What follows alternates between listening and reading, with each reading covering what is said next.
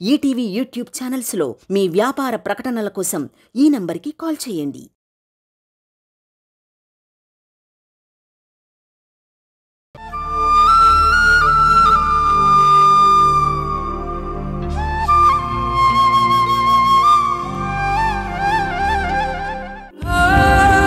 నిన్నింట్లో interrogation చేసేదెవరు? ఓ సౌమ్యనా? నీ కొడుకు కూడా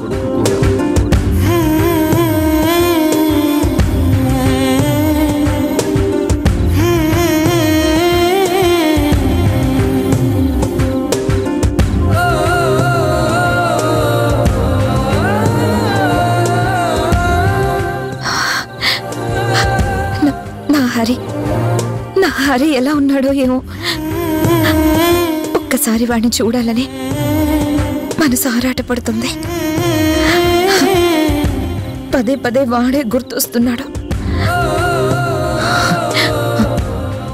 గుణ ఈసారి కలవగానే ఖచ్చితంగా నా పెద్ద కొడుకు గురించి అడగాల్సిందే.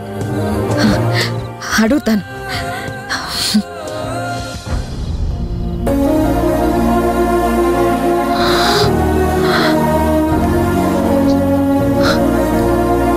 చెప్తాడా?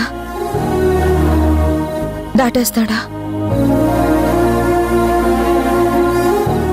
నేను మధు విషయంలో ఎలా భయపడుతున్నానో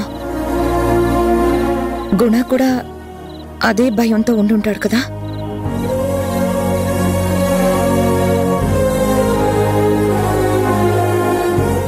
అయినా సరే వాడి వివరాలు యోగక్షేమాలు అడిగి తీరాలి. అడగడమే కాదు, ఖచ్చితంగా తెలుసుకోవాలి.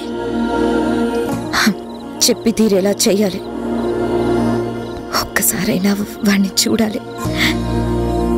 అప్పుడే నా మనసు కుదుట పడుతుంది.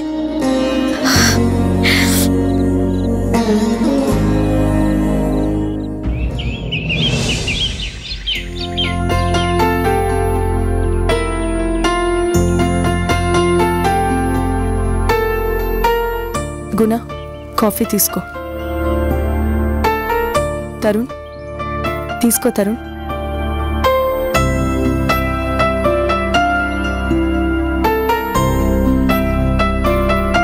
నేను నువ్వెక్కడికి వెళ్ళావు గుణ?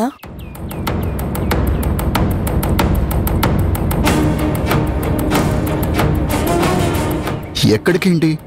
హాస్పిటల్కే. అబద్ధం. అబద్ధమా? ఎస్, నిన్న నువ్వు హాస్పిటల్లో లేవు.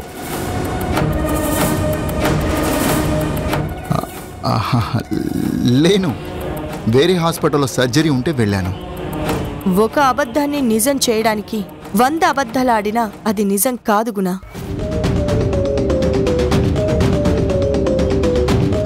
అబద్ధమేంటి అబద్ధం? నేను చెప్పేది నిజం. వద్దు గుణ, ఆత్మవంచన చేసుకోవద్దు. హాస్పిటల్లో నువ్వు పెయిడ్ డాక్టర్వి కాదు, పార్ట్నర్వి. మరో హాస్పిటల్కి సర్జరీకి ఎందుకు వెళ్తావు? అబద్ధం ఆడినా అతికినట్టుండాలి గుణ. నిజం చెప్పు, నువ్వెక్కడికి వెళ్ళావు? ఏంటి ఏదో కట్టుకున్న పెళ్ళాంలా నిలదీస్తున్నావేంటి? కట్టుకున్నదే నన్నెప్పుడూ ఇలా ప్రశ్నించలేదు. నన్ను ఇరిటేట్ చేయకు.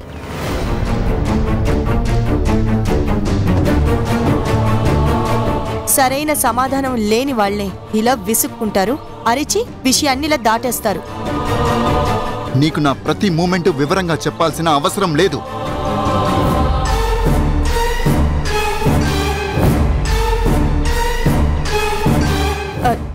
చూసావా తరుణ్, మీ నాన్న అడిగిన దానికి సమాధానం చెప్పకుండా ఎలా నా నోరు నొక్కే ప్రయత్నం చేస్తున్నారు? అసలు గుణ నిన్న హాస్పిటల్కి వెళ్ళలేదు. మరో హాస్పిటల్లో సర్జరీ అన్నది పచ్చి అబద్ధం. అబద్ధమా? ఎస్, అది అబద్ధం. అబద్ధం ఎందుకు చెప్పాల్సి వచ్చిందో అసలు నిజం నాకు తెలుసు. ఏంటా నిజం? గుణ ఇంకొక ఆవిడతో ఎక్కడికో వెళ్తున్నాడు. ఇంకొక అమ్మాయితోనా? అంటే అమ్మతోనే.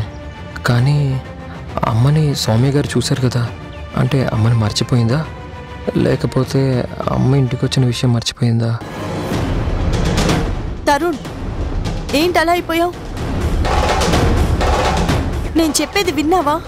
నువ్వు నన్ను అమ్మ అమ్మ అని ఇంటికొచ్చి నన్ను అంటుంటే మరోవైపు మీ నాన్నేమో ఇంకో ఆవిడతో వెళ్తున్నాడు. నాన్న వెళ్ళరు సౌమ్య గారు. ఒకవేళ నాన్న పక్కన ఎవరైనా అమ్మాయి ఉన్నా దానికి కారణం వేరేదై ఉంటుంది. మీ నాన్న సంగతి పక్కన పెట్టు తరుణ్. నేను ఎలాగో ఆ విషయం ఆవిడతోనే తేల్చుకుంటాను. కానీ నువ్వెందుకు అలా ఉన్నావు? ఏమైంది నీకు? నాతో ఎందుకు నువ్వు సరిగ్గా లేవు? చూచాయిగానైనా సౌమ్య గారికి హింట్ ఇవ్వడం బెటర్ అనుకుంటా. లేకపోతే తర్వాత అయినా చాలా పెద్ద ప్రాబ్లం అయిపోతుంది. ప్లీజ్ చెప్పు తరుణ్. నాకు గుణ కన్నా నువ్వు ఇంపార్టెంట్. ఇంకో గుణ వస్తాడేమో కానీ ఇంకొక తరుణ్, ఇంకొక కొడుకు, నీలాంటి కొడుకు దొరకడు. చెప్పు తరుణ్. యాక్చువల్లీ నేనే ఎలా చెప్పాలో తెలియక నాలో నేనే స్ట్రగుల్ అవుతున్నాను. మీరు నాకు ఒక ప్రామిస్ చేస్తారా? ప్రామిస్సా? దేనికి? నేను చెప్పేది మన మధ్య ఉండాలి, ఎవ్వరికీ చెప్పకూడదు. ప్రామిస్. ఎవరికి చెప్పను. చెప్పు తరుణ్. నాకు మా అమ్మ కనిపించింది.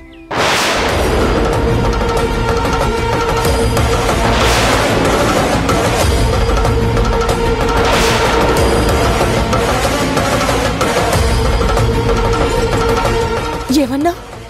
మళ్ళీ చెప్పు. నా కన్న తల్లి కనిపించింది. నా కన్న తల్లిని మళ్ళీ నా జీవితంలోకి అమ్మగా తీసుకురావాలనుకుంటున్నాను. నాన్నని మా అమ్మని దగ్గర చెయ్యాలనుకుంటున్నాను. అలా నేను చేయడం తప్పనిపిస్తుందా? తప్పంటారా? తప్ప? తప్పు కాదు.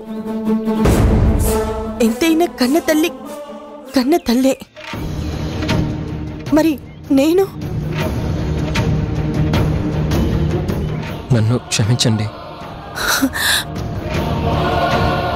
అమ్మ లేదు అనుకున్నప్పుడు, అమ్మాయికు రాదు అనుకున్నప్పుడు నాకు ఒక అమ్మ కావాలనిపించి మీలో అమ్మని చూసుకున్నాను. అమ్మగా కమ్మని, అమ్మగా ఉండమని. కానీ ఇప్పుడు నా కన్న తల్లి ఉందని తెలిసాక ఆమె మీదకి మనసు లాగుతుంది. నవమాసాలు మోసిన కన్న తల్లిని ఒక్కసారి కలిసి ఆమె ఎదురుగా నిలబడి నేనే నీ బిడ్డని అని చెప్పాలనుంది.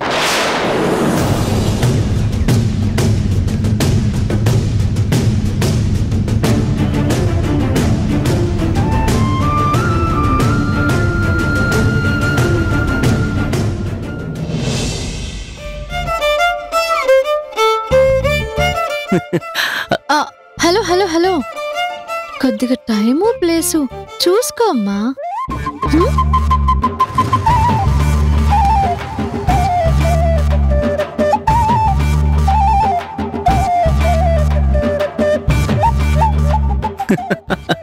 లైలా మజ్నూలు మంచి స్వీట్ డిస్కషన్ లో ఉన్నట్టున్నారు. లేదురా, హాట్ డిస్కషన్ లోనే ఉన్నావు. ఏంట్రా కలవాలన్నావు? Any urgent news? నిన్న అమ్మా నాన్నల్ని సౌమ్య చూశారంట.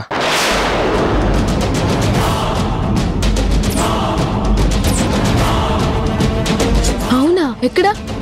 నాకేం లొకేషన్ షేర్ చేయలేదు కానీ చూశారు. అందుకే నాన్నని ఎక్కడికి వెళ్ళామని నిలదీశారు. నాన్న అబద్ధాలు మొదలుపెట్టాడు.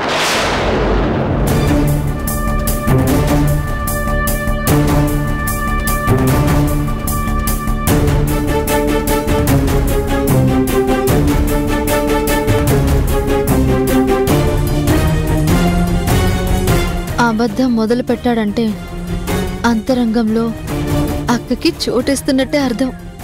ఎస్. నాన్న మనసులో ఏముందో నాకు తెలియదు కానీ సౌమ్య మాత్రం నాన్నని అపార్థం చేసుకుంటుంది. నాన్నని బ్లేమ్ చేసేలా మాట్లాడుతుంటే నేను తట్టుకోలేకపోయాను. అందుకే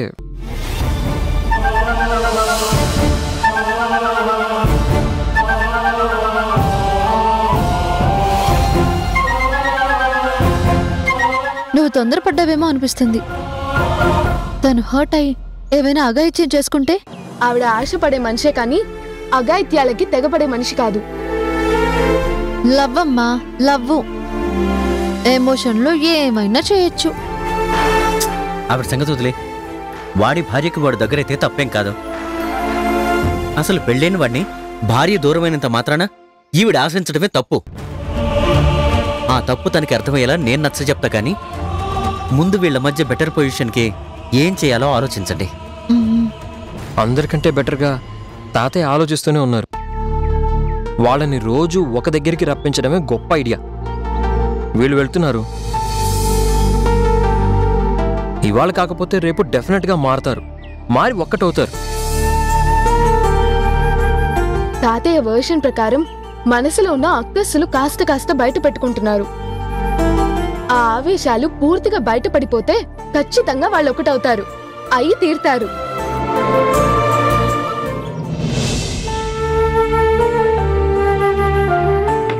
నానా,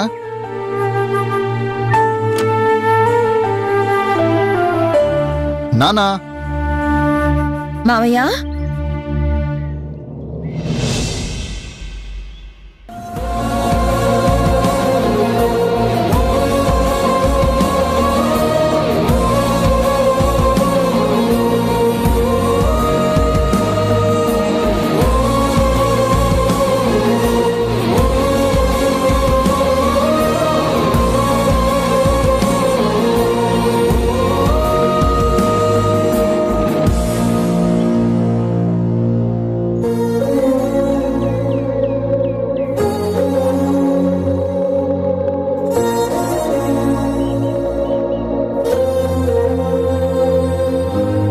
నిన్న మీరు బుక్స్ చాలా నీట్గా సర్దారు. థ్యాంక్స్. మీరు బుక్స్ సర్దేటప్పుడు ఈ ఫోటోలు చూశారని యాదమ్మ చెప్పింది.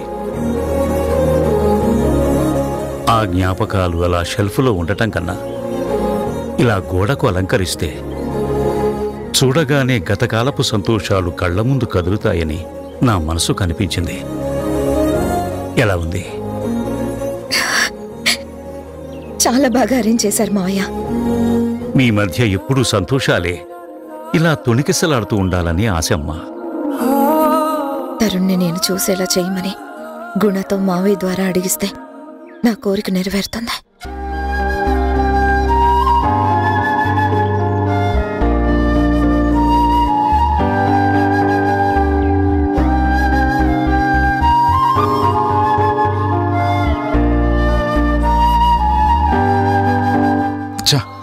నిన్న అనవసరంగా నీ కొడుకని మాట జారా. అప్పుడే ఈమె ఫేస్ రియాక్షన్స్ మారాయి. ఫోటోలు చూసేటప్పుడు ఎక్కడ లేని ఆనందం పొందింది.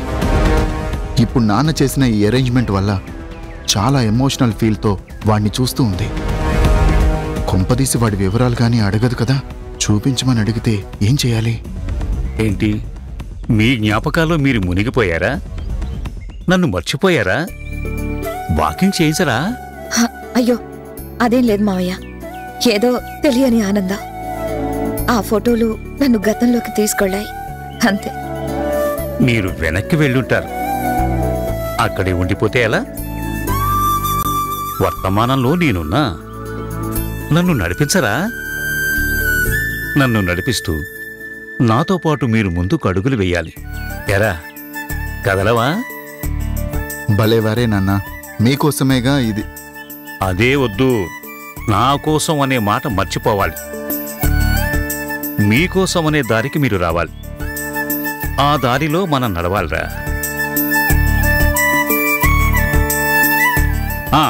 మీలో మీకు ఇంకా కోపాలు తగ్గలేదా? నా కోసం అనే మాట మీ నోట ఇంకా వస్తుంది? అబ్బే, అదేం లేదు మావయ్య.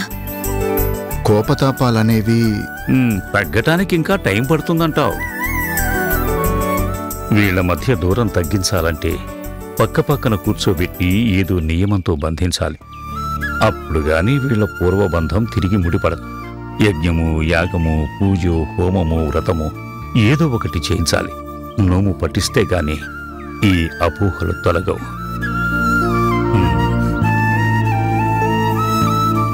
మీతో నేనొక మాట చెప్పాలనుకుంటున్నాను. ఏంటి మావయ్య? చెప్పండి నాన్న, ఏం చెప్పాలనుకుంటున్నారు? చెప్పు చెప్పు అని ఇద్దరూ తొందర పెడుతున్నారు. చెప్పాక మళ్ళీ వెనక ముందు అడదు, కుదరదు అనద్దు. అలా ఎందుకంటాం మావయ్య? మీ సంతోషం కోసం ఏమైనా చేస్తాం. మళ్ళీ మీ అనే మాట. సారీ ఇంకా అనండి మావయ్య, మా కోసం. ఎరా నువ్వు?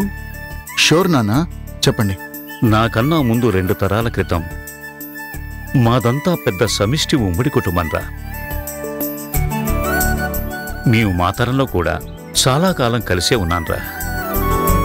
నా చిన్నతనంలో ఇంట్లో ఎవరికైనా అనారోగ్యం చేసినా, గొడవలు జరిగినా, విభేదాలు తొంగి చూసినా, చిన్న అశాంతి, కష్టం, నష్టం ఏదొచ్చినా సరే ఆనవాయితీగా వంశపారపర్యంగా చేసేటువంటి సత్యనారాయణ వ్రతం చేసేవాళ్ళం.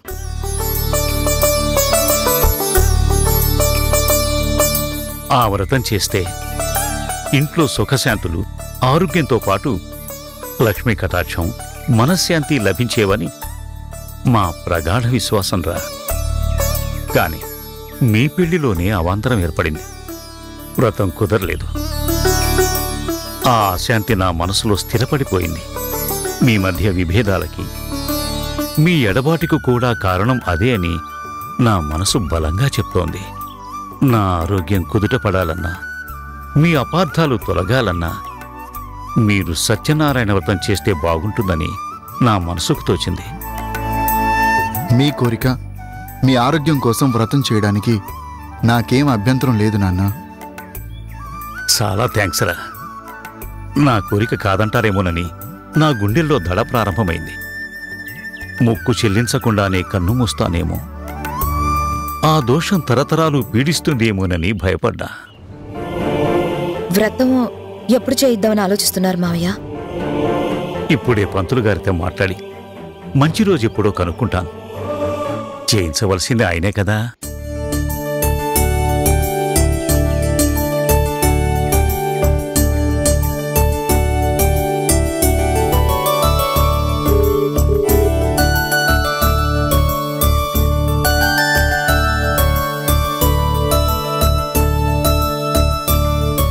అమృత ఘడియల్లో తలచిన కార్యానికి ఆటంకాలుండవు. అందుకే పంతులు గారు ఎల్లుండి ఉదయం బ్రహ్మాండంగా ఉందన్నారు. మీకే అభ్యంతరాలు లేవు కదా? నాకేం లేవు మావయ్య. నాకు ఏమీ ఇబ్బంది లేదు నాన్న. అయితే ఓ పని చేయండి, రేపు పెందలాడి ఇక్కడికి వచ్చేయండి. ఎల్లుండి ఉదయాన్నే వ్రతానికి కావాల్సిన సామాన్లన్నీ రేపు తెద్దురుగాని, రేపు రాత్రి ఇక్కడే ఉండి ఎల్లుండి వ్రతానికి కావాల్సిన అన్ని ఏర్పాట్లు పూర్తి చేసుకుని ప్రశాంతంగా ప్రాతకాలాన్ని వ్రతాన్ని పూర్తి చేసుకోవచ్చు. ఏమంటారు? అంటే రేపు రాత్రి ఇక్కడుండాలా మావయ్య? నాన్న చెప్పేది అదే కదా. నాకైతే ఏమి ఇబ్బంది లేదు. అత్తయ్య గారిని ఒంటరిగా వదిలేసి రావటం నీకేమైనా ఇబ్బందా? అత్తయ్య గారిని నువ్వు వెంట పెట్టుకొచ్చినా నాకేం ఇబ్బంది లేదు. అమ్మొక్కటే ఏంటి? అంటే తనేమన్నా చిన్నపిల్ల, ఒక్కటే ఉండలేదా? అయితే ఇంకే, రేపు రాత్రి ఇక్కడ ఉండేలా రా. వెళ్ళొస్తాం. ఓకే నాన్న.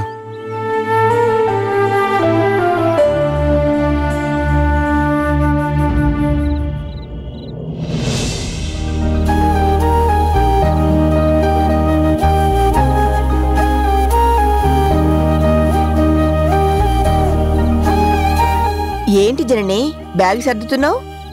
ఎక్కడికైనా ప్రయాణమా? అవునమ్మా, ఎల్లుండి నాకు కావలసిన ఫ్రెండ్ ఇంట్లో వ్రతం ఉంది. రేపు రమ్మన్నారు, అందుకే వెళ్తున్నాను. ఎల్లుండి వ్రతానికి రేపు వెళ్ళడం ఏంటే? అంటే బాగా కావలసిన ఫ్రెండ్ అమ్మా. నాకు తెలియని అంత కావాల్సిన ఫ్రెండ్ ఎవరు? నా కాలేజ్ ఫ్రెండ్ అమ్మా. నన్ను తప్పకుండా రేపొచ్చి వ్రతంలో తోడుగా ఉండమని రిక్వెస్ట్ చేసింది. అందుకే రేపు బయలుదేరి వెళ్తున్నాను. కట్టుడు చీరలేనా? పట్టు చీరలు కూడా పట్టుకెళ్ళు. పీటల మీద కూర్చునేది వాళ్ళు కదమ్మా, నాకెందుకమ్మా పట్టు చీరలు? నిండుగా ఉండాలే. వ్రతం చేసుకునే వాళ్లే కాదు, పక్కన కూర్చునే వాళ్ళు కూడా నిండుగా మెండుగా ఉండాలి. సరేలే ఉండు, నా బీరువాలో నగలు తీసుకొచ్చిస్తాను, అవి వేసుకెళ్ళు. అమ్మా అమ్మా ఒక్క నిమిషం ఆగు.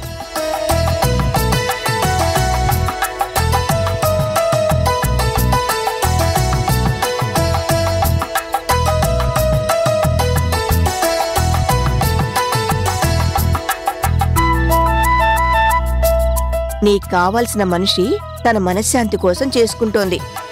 నువ్వు కూడా వ్రతంలో సత్యదేవుడికి మొక్కుకో. అన్ని సుఖ సంతోషాలు నీ ఇంట్లో వెల్లివిరిస్తే వ్రతం చేసుకుంటానని మొక్కుకో. ఏంటి మొక్కుకోవా?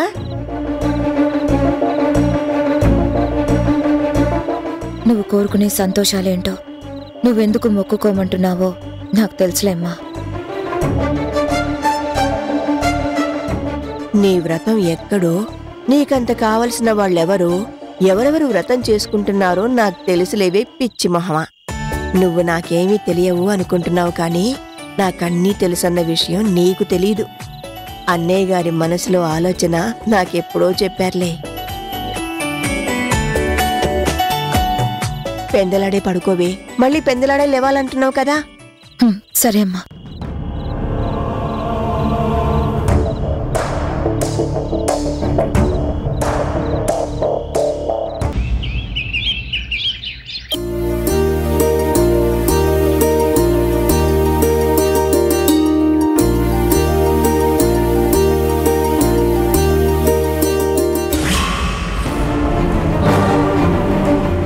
గుణ, నేను నా బ్రతుకు చాలించాలనుకుంటున్నాను గుణ.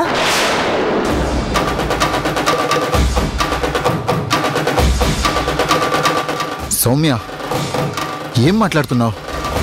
ఆత్మహత్య చేసుకోవాలనుకుంటున్నాను. అర్థమైందా? నీ పక్కన నాకు స్థానం లేదని స్పష్టమైంది. అందుకే నేను ఈ నిర్ణయం తీసుకుంటున్నాను.